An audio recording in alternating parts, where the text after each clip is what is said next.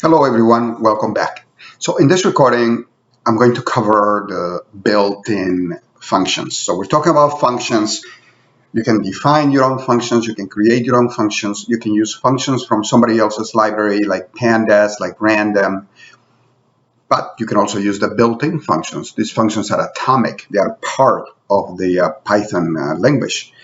So in the code that I introduced in the previous video, right, which you can find on GitHub, I have a few examples and I have some pointers, but I also have, if you go to my GitHub, I also have a vignette where I run this built-in function. So you can go in here, go to my Ultraviso Python repository, and there I have a folder called Python_vignettes. You can find other things there. And then I have a few things in Jupyter Notebook.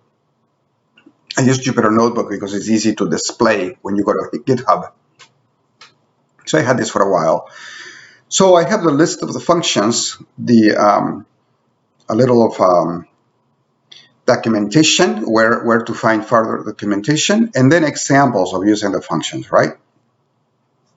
In an introduction, I don't expect everyone to run every single function here, but you will find some functions that are quite useful, right? Like print you've been using, it is here.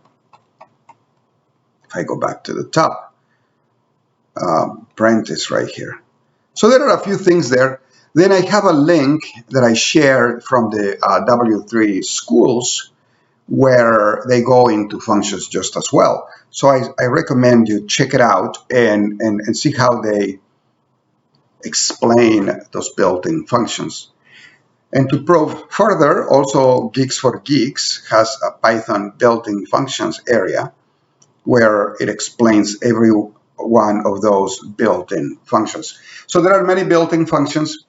Many times when you write software, it's more efficient to use the built-in functions because they're atomic, they're part of the language, right? They're part of the language, and your code, if you're careful enough, can be more efficient, more practical, and you are not making it a requirement to use somebody else's library.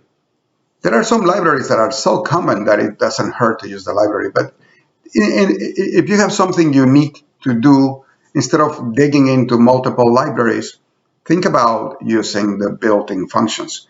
Anyway, whether you use them or not, it is important to know about them because when you go through code that's written by somebody else, that somebody else may be writing using built-in functions, so it's important to understand them.